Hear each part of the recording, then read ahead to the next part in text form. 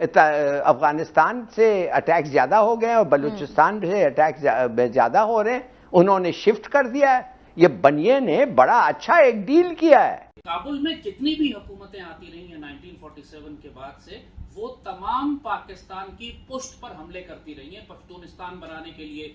और वो ये है कि काबुल आपसे नफरत करता है।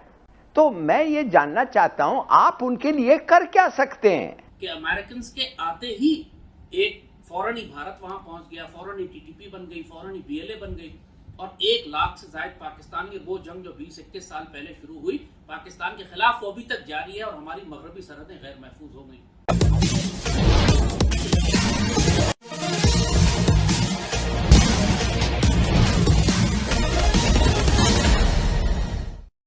पाकिस्तान को अब अलग पख्तूनिस्तान का भी डर सता रहा है और कहा जा रहा है कि भारत इस मामले में हवा दे रहा है।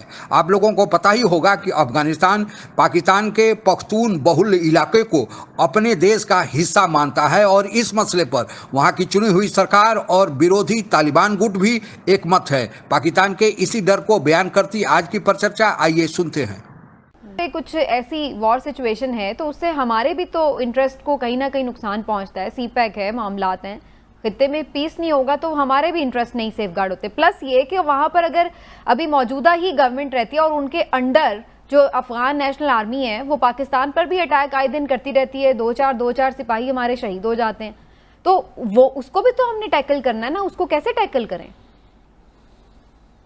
पहली बात तो ये है कि ये अफगान गवर्नमेंट जो है ये पैसे ले रही है हिंदुस्तान से और इजाज़त दे रही है कि उनके ज़मीन से हमारे ख़िलाफ़ टीटीपी अटैक करें।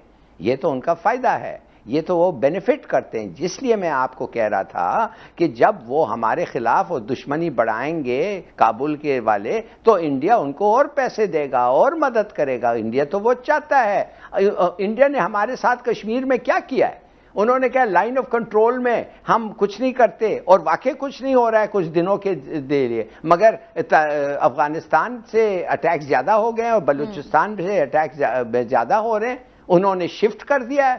ये बनिए ने बड़ा अच्छा एक डील किया है। बनिया ने कहा कि हम इनको उधर लड़ाते हैं, हम क्यों जाके लड़े, हम क्यों मरे, जब प्रॉक्सी लोग हमारे लिए लड़ सकते हैं इनके खिलाफ, हम क्यों लड़े इनके खिलाफ। देखिए, मैं हैरान हूं कि शाह महमूद कुरैशी साहब को वो चीज़ नहीं पता है जो हर बच्चे को पता है अफगानिस्तान और पाकिस्तान में, और वो ये है कि काबुल आपसे नफरत करता है। तो मैं ये जानना चाहता हूं आप उनके लिए कर क्या सकते हैं? आप उनके साथ नहीं जाएंगे, आप उनको मदद नहीं कर सकेंगे, तो नेचुरली उन लोग कहेंगे कि ये लोग जो हैं हमारे लिए बेकार हैं, ये कुछ नहीं कर सकते। और उनको ये भी पता है कि अगर आपके खिलाफ लड़ेंगे तो हिंदुस्तान से पैसे मिलेंगे। उनको ये भी पता है कि अगर तालिबान के साथ लड़ेंगे तो अमेरिका उनको मदद करेगी, और अगर पाकिस्तान और तालिबान दोनों के साथ वो लड़ रहे हैं और डिस्टेबलाइजेशन हो तो उससे ज्यादा खुश अमेरिका और इंडिया होगा, इसलिए कि उनको पता है फिर सीपैक का प्रोग्रेस कम होगा। कि अफगानिस्तान को हम गुलाम बनाकर रखेंगे और जब इंडिया हमला करेगा तो हम शिकस्त खाकर अफगानिस्तान में छुप जाएंगे। काबुल में जितनी भी हुकूमतें आती रही हैं 1947 के बाद से, वो तमाम पाकिस्तान की पुष्ट पर हमले करती रही हैं पश्तूनिस्तान बनाने के लिए, बगावतें बर्पा करवाती रही हैं। हत्ता के भुट्टो के जमाने में गुलबदीन हिकमतयार और अहमद शाह मसूद को पेशावर में चिराट कमांडो स्कूल में लाकर ट्रेन किया गया था, ताकि सरदार दाऊद की वो सारी शरारतें जो पश्तूनिस्तान बनाने के हवाले से थी, उनके जवाब में पाकिस्तान अफगानिस्तान के अंदर उस हुकूमत थोड़ा सा दबाव में लाए।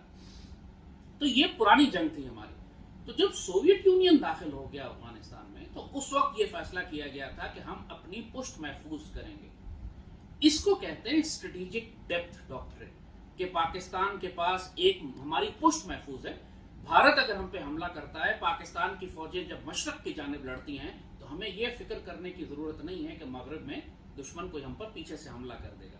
अमेरिकन ने आकर एक दफा फिर गैर महफूज कर दिया, और फिर आपने देखा कि क्या हुआ कि अमेरिकन के आते ही एक फौरन ही भारत वहां पहुंच गया, फौरन ही टीटीपी बन गई, फौरन ही बीएलए बन गई, और 1 लाख से ज्यादा पाकिस्तानी, वो जंग जो 20-21 साल पहले शुरू हुई पाकिस्तान के खिलाफ, वो अभी तक जारी है और हमारी मगरबी सरहदें गैर महफूज हो गई। लिहाजा हमारी जिम्मेदारी है कि हम सिर्फ ये देखें कि अफगानिस्तान में कोई ऐसी हुकूमत ना आए जिसको भारत की ताईद हासिल है, जिसके पीछे CIA हो, जिसके पीछे इंडियंस हो, कि वो जो कि अभी है जो सिनारियो, अफगान NDS पाकिस्तान की बदतरीन दुश्मन तंजीम के तौर पर पाकिस्तान के खिलाफ जंग कर रही है।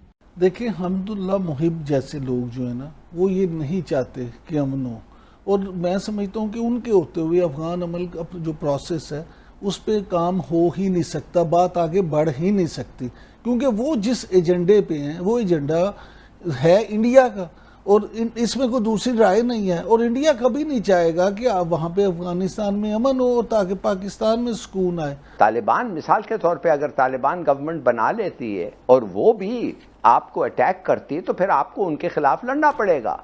पाकिस्तान और अफगानिस्तान के बीच कुल सीमा रेखा 2670 किलोमीटर है और इस विभाजक सीमा रेखा को डुरंड लाइन कहा जाता है। डुरंड नामक एक अंग्रेज व्यक्ति थे, उन्होंने चूंकि इस विभाजन का काम किया था इसलिए उन्हीं के नाम पर यह डुरंड लाइन कहा जाता है। हालांकि भारत की तरह अफगानिस्तान कभी भी पूर्ण रूप से अंग्रेजों के अधीन नहीं रहा, वह अपना स्वतंत्र अस्तित्व बनाए रखा।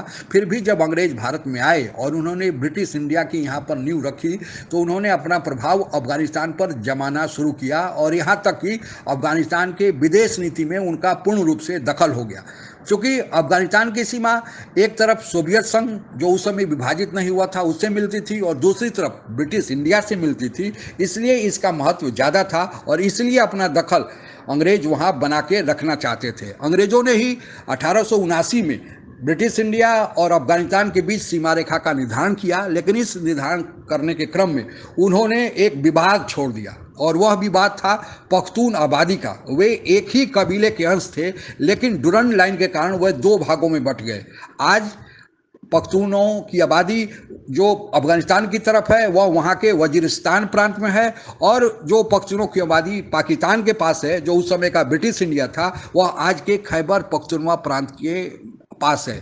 अब भी चूंकि एक कबीले के पख्तून हैं इसलिए वे मांग करते हैं कि वे अफगानिस्तान के साथ रहना पसंद करेंगे और जब भी कोई अलगाववाद का या उनके अलग होने की मांग उठती है तो पाकिस्तान इसका दोष पूरा भारत पर डालता है। यह बात सही है कि भारत का अफगानिस्तान से सदियों पुराना अच्छे ताल्लुकात रहे हैं और आज भी भारत ने अफगानिस्तान में बहुत सारे विकास कार्य किए हैं। इसलिए जब भी कुछ अफगानिस्तान सरकार द्वारा किया जाता है या अफगानिस्तान की तरफ से कुछ होता है तो तत्काल पाकिस्तान की ओर से भारत पर इल्ज़ाम लगा दिया जाता है।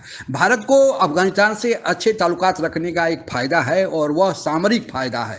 व्यवहारिक फ़ायदा या व्यावसायिक फ़ायदा तो अपनी जगह है, लेकिन सामरिक फ़ायदा यह है कि पाकिस्तान का जो पश्चिमी हिस्सा है, जो पश्चिमी बाउंड्री है, अगर वहाँ पर पाकिस्तान और अफगानिस्तान में आपस में मैत्री हो गई तो पाकिस्तान पूरी तरह से अपनी शक्ति, सीमा सैनिक शक्ति भारत की कश्मीर की तरफ लगा देगा तो फिर भारत को मुश्किल होगा।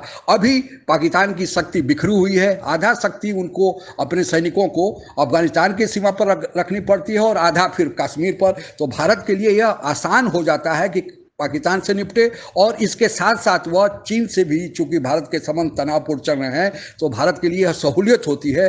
अगर अफगानिस्तान सीमा पर पाकिस्तान निश्चिंत हो जाए तो फिर वह पूरी शक्ति कश्मीर सीमा पर लगा देगा जो भारत के लिए मुश्किल होगा। इसलिए अफगानिस्तान के साथ फ्रेंडली रिलेशन भारत का सामरिक महत्व का भी है। साथ ही यह जो खैबर पख्तूनवा प्रांत है वह गिलगित बल्चिस्तान प्रांत जो पाकिस्तान का है उसी से भी मिलता है। हालांकि गिलगित बल्चिस्तान जम्मू कश्मीर का हिस्सा है और पाकिस्तान के अभी अवैध कब्जे में है, लेकिन चूंकि गिलगित बल्चिस्तान से सीपैक निकलता है और सीपैक निकलकर फिर बलूचिस्तान में जाता है तो खैबर पख्तूनवा प्रांत का एक और गिलगित बल्चिस्तान और दूसरे बलूचिस्तान से भी मिलता है। इसलिए चीन की भी नज़र इस इलाके पर है, क्योंकि अगर यहाँ पर कुछ अलग राज्य की मांग होती है तो फिर चीन का सीपैक कभी पूरा नहीं होगा। इस कारण इसका महत्व है। और साथ ही भारत को यह दोष दिया जा रहा है कि भारत नहीं चाहता है कि अफगानिस्तान में शांति आए। भारत चूंकि विकास कार्य कर रहा है तो भारत तो हमेशा चाहेगा कि वहाँ शांति रहे, लेकिन जो भी सरकार बने वह भारत चाहेगा कि भारत समर्थित हो, न कि पाकिस्तान का ब्लाइंड समर्थन करने लगे। और पाकिस्तान को ब्लाइंड समर्थन करेगी तो भारत के लिए सामरिक दृष्टि से नुकसान होगा। आज के लिए बस इतना ही। आप अगर हमसे जुड़ा रहना चाहते हैं तो कृपया मेरे चैनल को सब्सक्राइब करें तथा बेल आइकन भी दबा दें ताकि नई वीडियो की जानकारी तुरंत आप तक पहुंच जाए। धन्यवाद। जय हिंद।